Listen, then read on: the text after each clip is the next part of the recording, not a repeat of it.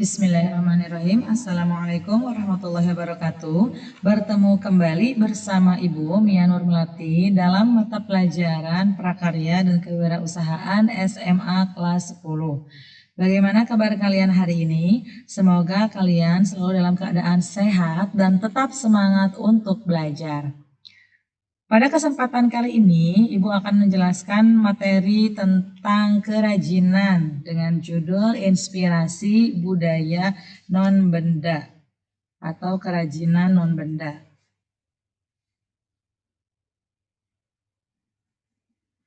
Tujuan pembelajarannya yang pertama mendeskripsikan karya kerajinan, ragam budaya non-benda. Yang kedua, memahami proses desain dan membuat kerajinan dengan inspirasi budaya non-benda berdasarkan identifikasi kebutuhan sumber daya, teknologi, dan prosedur berkarya. Nah, sekarang coba perhatikanlah gambar yang ada pada slide ini. Berdasarkan gambar tersebut, silakan kalian ajukan beberapa pertanyaan yang berkaitan dengan kerajinan lokal non-benda. Pertanyaan yang diajukan dapat menggunakan format 5W1H.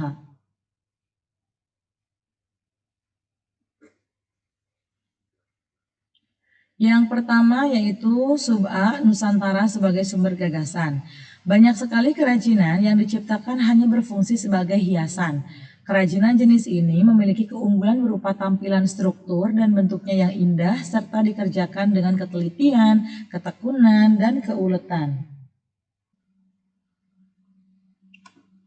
Nah, di sini ada sekilas info yang bermanfaat tentang wetonan. Wetonan adalah salah satu adat di Jawa yang dilakukan secara turun-temurun dan merupakan ritual untuk memperingati hari kelahiran.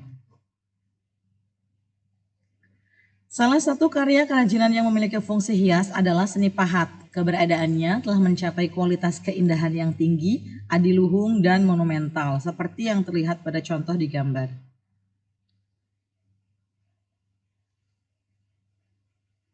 Seni kerajinan fungsi hias pada mulanya disebut sebagai karya adiluhung. Contohnya adalah kain batik, tenun ikat, mandau, keris, anyaman, ukiran, dan wayang. Berbagai karya kerajinan dengan berbagai motif batiknya dan beberapa contoh hasil kerajinan tangan yang memiliki nilai hias sangat tinggi dan tidak tersaingi oleh bangsa lain. Nusantara merupakan suatu kesatuan wilayah yang ditandai secara fisik oleh pulau dan kepulauan yang menyebar.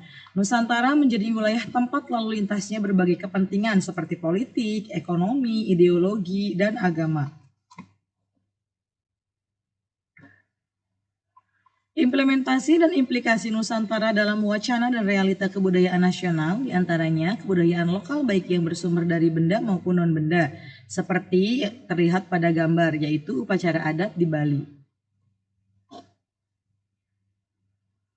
Nah, di sini ada kilas tokoh dari Jimmy Alvar yang merupakan warga asli Papua yang berhasil mengembangkan bisnis berbasis budaya yang tergolong baru dan inovatif.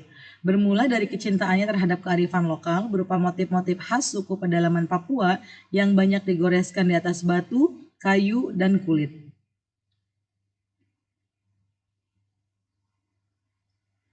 Sub yang B yaitu jenis kerajinan lokal non-benda. Produk budaya non-benda dan benda saling melengkapi karena setiap unsur atau propertinya selalu dibutuhkan dalam kehidupan sehari-hari. Misalnya, upacara adat perkawinan yang dilaksanakan di berbagai daerah di Indonesia. Misalnya, gambar di samping ini adalah tata rias pengantin wanita di Jawa yang disebut dengan paes. Budaya tradisi dapat dikelompokkan menjadi budaya non-benda dan artefak atau objek budaya. Budaya non-benda diantaranya seperti pantun, cerita rakyat, tarian, dan upacara adat. Sedangkan artefak atau objek budaya diantaranya pakaian daerah, wadah tradisional, senjata, dan rumah adat. Pada kehidupan sehari-hari, produk budaya tradisional non-benda maupun artefak tidak dapat dipisah-pisahkan, melainkan menjadi satu kesatuan dan saling melengkapi. Seperti misalnya sebuah tarian tradisional bisa saja membawakan cerita tradisional dengan menggunakan pakaian tradisional dan ditarikan pada sebuah upacara yang merupakan ritual tradisional. Contohnya tarian burung enggang dari suku Dayak menceritakan tentang seekor burung enggang. Bagi masyarakat Dayak, burung enggang merupakan simbol dewata. merupakan wujud nenek moyang yang turun ke bumi. Penari burung enggang menggunakan pakaian tradisional Dayak dan diiringi musik tradisional yang dimainkan dengan alat musik tradisional. Sub yang C yaitu sumber daya usaha kerajinan non-benda, meliputi unsur-unsur sumber daya usaha yang pertama yaitu men. Ini dikenal dengan 6M ya. M pertama men artinya manusia atau tenaga kerja. Yang kedua money atau uang atau dana, yang ketiga material atau bahan, yang keempat mesin atau mesin dan peralatan, yang kelima metode atau cara produksi, dan yang terakhir yaitu market, pasar atau jaringan usaha. Wirausaha kerajinan dengan inspirasi budaya non-benda dapat dimulai dengan melihat potensi bahan baku atau material, keterampilan produksi yaitu man and mesin, dan budaya lokal yang ada di daerah setempat. Wirausaha kerajinan dengan inspirasi budaya akan menawarkan karya-karya kerajinan inovatif kepada pasaran. Pasar sasaran atau yang disebut dengan market dari produk kerajinan ini adalah orang-orang yang menghargai dan mencintai kebudayaan tradisional. Kemampuan mengatur keuangan atau money dalam kegiatan usaha akan menjamin keberlangsungan dan pengembangan usaha. Sub D yaitu media berkarya kerajinan non-benda. Membuat kerajinan dalam pengerjaannya tidak dapat terlepas dari tujuan pembelajaran. Dalam perkembangannya, kerajinan memiliki fungsi hias dan fungsi pakai yang dikerjakan dengan berbagai bahan termasuk bahan alami dan buatan. Kerajinan bahan alam merupakan kerajinan yang terbuat dari bahan alam seperti keramik, bambu, serat alam, dan rotan.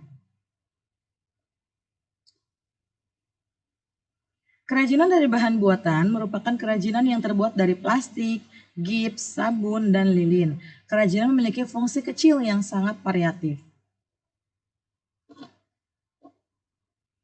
Media berkarya kerajinan meliputi bahan, alat, dan teknik berikut. Bahan yang pertama bahan dari alam, contohnya ada bahan dari kayu, rotan, dan juga logam. Yang kedua bahan buatan. Bahan buatan ini contohnya seperti sabun dan juga plastik.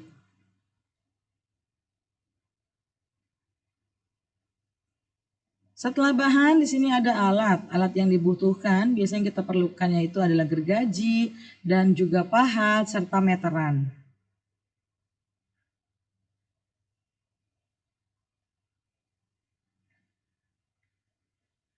Teknik pembuatan, kalau yang bahan yang digunakan bahan kayu, teknik yang digunakan yaitu memotong, membelah, menempel, menambah, dan mengurangi atau memahat. Kalau bahannya terbuat dari tanah liat, teknik yang digunakan yaitu pijit, slabing, pilin, putar, dan mencetak. Yang ketiga yaitu bahan rotan. Teknik yang digunakan untuk bahan rotan adalah memotong, membelah, menempel, menambah, dan mengikat. Sedangkan jika bahan logam, teknik yang digunakan yaitu las atau patri dan juga memotong.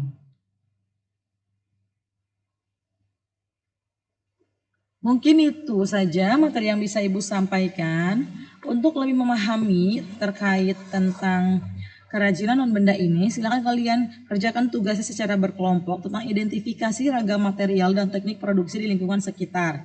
Amati lingkungan kalian, perhatikan ragam material atau bahan baku yang tersedia di lingkungan sekitar kalian. Carilah informasinya dari buku, internet, maupun dari pengrajin yang ada di daerah kalian tentang ragam material dan teknik produksi yang dapat digunakan untuk setiap material tersebut. Kemudian diskusikan dalam kelompok tentang ragam material dan teknik produksi yang dapat digunakan untuk pembuatan kerajinan dan inspirasi budaya. Tuliskan sebanyak-banyaknya tentang ragam bahan baku atau material dan teknik produksi yang ada di lingkungan sekitar kalian. Jika sudah selesai semua, silakan presentasikan dalam bentuk tabel LK3 atau bentuk presentasi yang lain yang lebih menarik dan juga kreatif. Ini hanya sebagai contoh dan gambaran saja ya. Selebihnya bisa kalian kembangkan sendiri untuk presentasinya. Terima kasih atas perhatiannya. Semoga apa yang sudah disampaikan ini bisa bermanfaat untuk kita semua. Terus berkaya, lestarikan budaya, dan wujudkan peluang usaha.